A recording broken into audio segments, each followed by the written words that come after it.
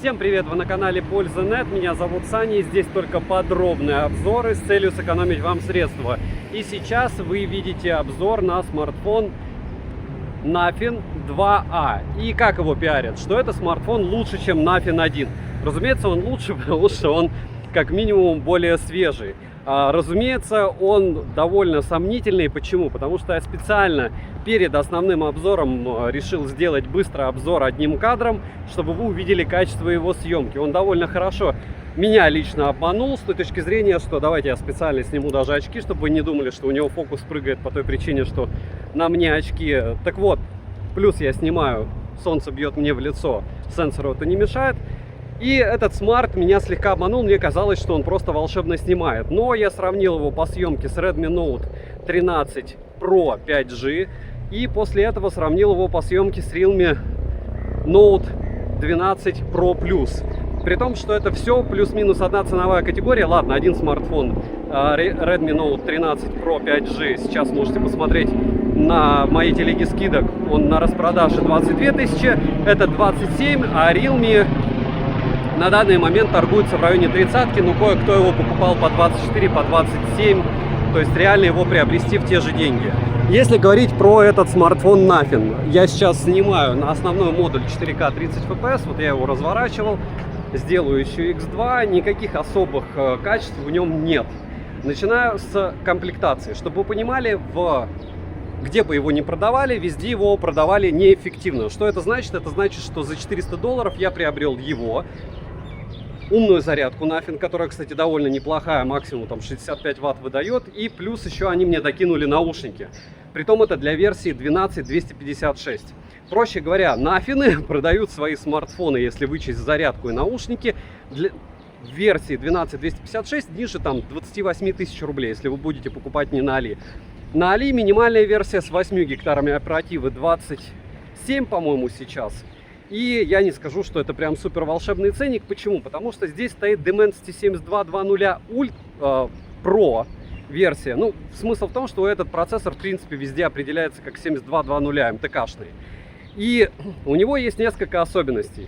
Особенность номер раз. Он не вывозит 4К 60 FPS по съемке, разумеется. Помимо того, что он не вывозит 4К 60 FPS по съемке, в играх он хорош, но очень недолго.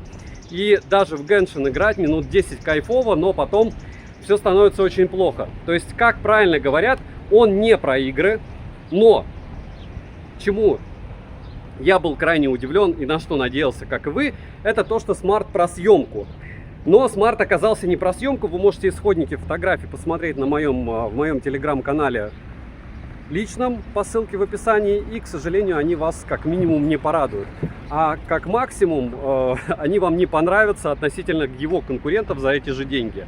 Если говорить не про съемку, то есть мы откидываем игры, потому что МТК не про игры, тем более такой процессор, мы откидываем съемку и вспоминаем про комплект, с чего я обычно начинаю. Начинаю я с того, что комплект здесь довольно нулевой. Если вы покупаете только смартфон, вы имеете скрепку и кабель питания. Единственный плюс, что помимо того, что здесь нет чехла, но есть защитная пленка на экране. Это огромный плюс.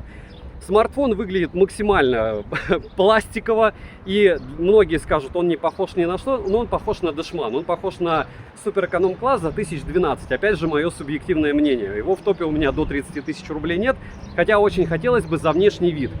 Но этот внешний вид уже миньоновский, уже третий. И говорить, что он лучше, чем Nothing Phone 1, который вышел черт знает когда. Ну серьезно, если говорить про какие-то другие особенности. То есть я говорю, что за эти деньги есть лучше смартфоны играть. И за эти деньги однозначно есть лучше смартфоны, чтобы снимать видео и фото. Это миллиард процентов, начиная от древнего Samsung A54 и заканчивая каким-то там, не знаю, более-менее приличным Nord 3, либо для игр iQOO Neo 9, которая за 32 тысячи рублей, там пятерку ты докинул, и получаешь уже, а если сравнивать по внутренней памяти, оперативной памяти и всему остальному, то не докинул, а Nothing дороже. Вот, то есть можно купить iQOO Neo 9, можно купить, опять же, Realme Neo 9, Realme 12 Pro Plus по камере. Если для игр, можно любые редмики взять. Ну, в общем, что угодно, но только не это. Почему только не это? Я сейчас вам объясню. Камеры нет. Игр нет. Что есть? Давайте подумаем. Быстрая зарядка есть? Нет. оригинальной зарядкой ты заряжаешь его час. Что здесь еще должно быть? Защита от влаги. Они, конечно, в рекламе его топили, но ее здесь тоже нет. Ни IP68, ни IP66, ни IP69, ни IP67. Официальная здесь защита от влаги довольно скромнейшая, и она, по-моему, IP54, но смысл в том, что я его топить не буду. И вам его не советую. Если говорить про глифы, вот эти вот, без разницы, глипсы, как вы назовете эти 3 диодика. Они, конечно, очень крутые, они прям нереально радуют. Вот сколько, мы уже 5 минут наговорили, и я просто знаю, какая здесь ужасная картинка, к сожалению. Поэтому я пересматриваю, чтобы он точно снимал. Но рассказ не про это, рассказ про то, что вот этот великолепный смартфон с его диодиками, их здесь всего 3. Если вы не наигрались с первой и второй версии, окей, вы поиграете с этой версией, ну и что? И то, что по идее у него была, помните, оболочка под иконки года 2 назад и год назад. То есть и в первом, и во втором нафине недоделанная, и все такие, ну они потом дорисуют, потом программисты дорисуют. Кто-то дорисовал? Нет. То есть вот эта вот все стилизованная штука не дорисована. Вибра не супер топовая, звук не супер топовый, опять же, за эти деньги есть лучше. И что мы в итоге получаем? В итоге получаем смартфон с претензией на камеру, которой нет, то есть она здесь реально плохая. Если вы посмотрите даже американских блогеров, которые бытность свою, они очень любят все хвалить, то они вам расскажут, что ничего супер волшебного в этом смартфоне, к сожалению, нет. И если сравнивать его даже какими-нибудь древними смартфонами, которым там по 4-5 лет, по камере он проигрывает. Если он проигрывает по камере, если он проигрывает по зарядке, если он проигрывает по защите от влаги, если он проигрывает по программному обеспечению. А экран здесь, да, он довольно яркий, то есть даже во время, вот сейчас солнечный день, я все на нем вижу. Но тач я бы не сказал, что супер волшебный, хотя он и неплохой. Но прорисовка, процессор не вывозит оболочку, и она реально подтормаживает. И в итоге вы получаете смарт за довольно приличные деньги, который отличается от всех остальных только внешним видом. У него пластиковый корпус. Вы благополучным образом его, вот допустим, он у меня на кухне упал просто на пластиковый стол, пластиковый смартфон. Он погнулся. Он погнулся. То есть у меня его рамка погнулась, при том высота была, ну не знаю, сантиметров 15. Тыльная крышка царапается моментально. Пыль на него садится, как будто это просто один сплошной пылесборник. Красненький квадратик, назвать там белым смартфоном вау, черным смартфоном вау. Ну, то есть ты покупаешь эконом-класс какой-то ультра, это из разряда самая дешевая SE-шка у Яблока. Но самая дешевая SE-шка у Яблока рвет его по полной программе по съемке. И я не знаю, кто его в чем-то не побеждает. Напишите мне, кроме вот, если откинуть диоды, кто его в чем не побеждает. Ему красный ценник по мне $220 для минималки. 220-210 можно брать. Почему? Потому что есть у него топовые аксессуары, наушники, часы, но они не премиум.